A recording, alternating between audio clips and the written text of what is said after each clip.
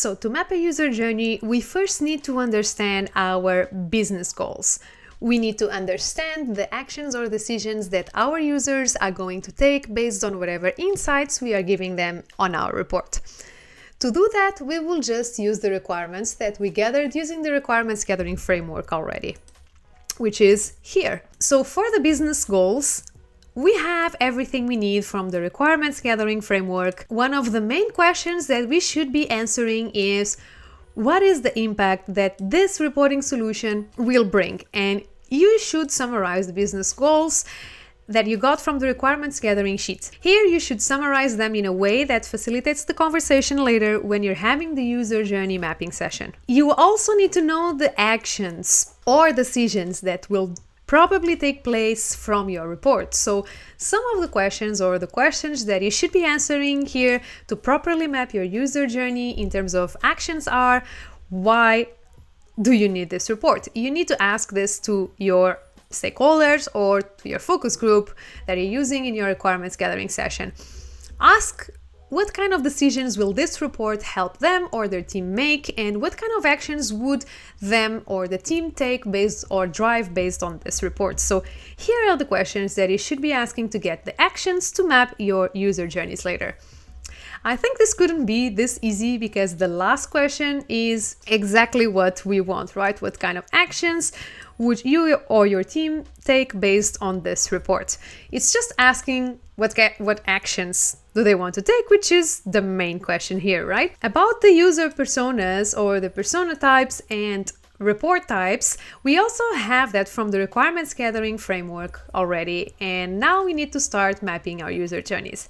So this report type and persona type, if you remember from the requirements gathering framework, it is already here down somewhere. So you have the answer of all these questions alongside with the answer to the actions that you have here to map your user journeys, to use on your user journey mapping, and also here the goals or the impact and the business values. So you have all of this already. I think it's very important for you to make sure that your users and the people in that session understand why we are doing this, why are we mapping these user journeys, why are we doing this thing. So once you do that introduction and talk a little bit about the business goal, actions, decisions, personas, and the report type that we will be building, it's time for you to start asking some more questions. Some of the questions that you should be asking is, what is the first thing you will look at or the user will look at when they open your report? What are the most important things, KPIs, metrics, insights that you should have in this report? You can phrase it in different ways, of course. You can ask what would be the most important KPIs or whatever, but from my experience, it works a little bit better if you just ask, imagine if you had this report in your hands, what would be the first figure you would look at when you open that report?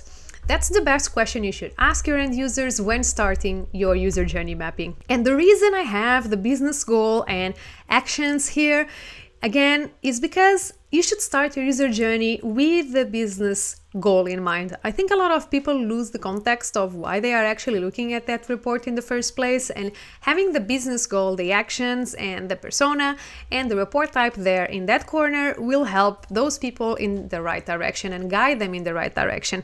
And also, of course, help you guide the conversation in the right direction, which is the most important thing. So you should start your user journey with the goal. In this case, in this example, the goal is making sure sales are on target. So once again, I will tell you this for probably the third time now, but put that on a sticky note on the left part of your screen, like you see here in Miro or Mindmap or whatever tool you're using. And now let's start mapping our user journey once you have your goals, like your persona, report types, and all of that. So having a goal like this to make sure that the sales are on target, you just need to start asking your users more questions and try to dig deeper. So you should ask things like, what is the first thing you will look at? Having that this is the main KPI for you or your main goal for your report here.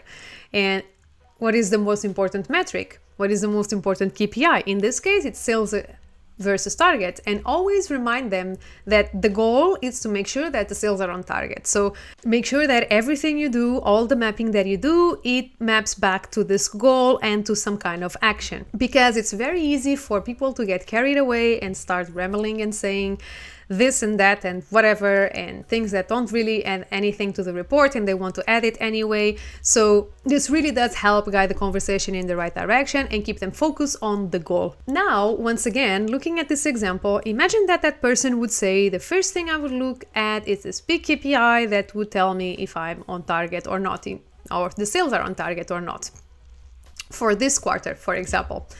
So this is the beginning of your user journey, or a branch of your user journey. And I just also want to say that when I say defining the user journey, I mean you might end up defining more than one. And I also want to say that you shouldn't be doing this for every report that you develop. Also, because of course you will want to see more than one metric in one page or in one report. This could branch out a lot. So, but try not to overcomplicate this. Again, this should help you drive the conversation. You don't need to build something that is perfect and that maps every single little thing or every single little detail about the journey, but you need to make sure that you understand the overall goal and that you understand the overall journey of the user. That's the most important thing, not to do this perfectly well. And like I mentioned before, you probably shouldn't be doing this for every single report that you develop, because yeah, this is a lot of work, and this is more for you to have, again, the right mindset, and not necessarily for you to follow every single little step that I have here, because for some projects that's just not justifiable, like spending that time doing this. So for a big project, it's probably very justifiable to go through all of this user journeys, requirements gathering sessions, and yeah, all of that. But of course, if it's a very small report, a very quick win, you are not going to go through all of this trouble just to build that report. So the idea of all these lessons is more for you to have the right mindset of asking the right questions, to get the answers that we need more quickly and effectively, so that we can build a reporting solution that is effective. So take this with a pinch of salt once again, and once more, just have a look at your use case and see if it's just if it's feasible for you to go through all of this and having multiple requirements gathering sessions, defining user journeys, and doing all this work for a very small project. So just be aware of that. But anyway, looking back at our user journeys, once you get that first KPI, which is in this case sales versus target, the secret now is just to keep pushing your end users and keep asking what's next. What happens if the sales are not on target? What will be your course of action? What is the next thing that you want to see? The next insights that you need to drive actions if the sales are not on target? And once the user gives you this answer, again, this will really help you build that information architecture, because, for example, an answer to this main KPI will be probably something more secondary. So if the sales are okay, probably that person will never want to know why sales are okay. I mean, they probably should, but anyway, they probably will not want to know why sales are okay. But if sales are not good, which is this branch here, or are below target, so this branch, then they will want to explore this report further. And you need to give them the tools to keep exploring this data until they get the information they need to make their data-driven decisions, to drive action. So this is why you should always keep asking what's next until you feel like you reach that like final decision point, that action point, that is like driving some action. But what if sales are not on target? Then you go to another branch, again, of the user journey, and they will probably want to check which countries are not on target. They will want to dig deeper into why this is happening, and then they will check which stores are performing worse or check which products are performing worse.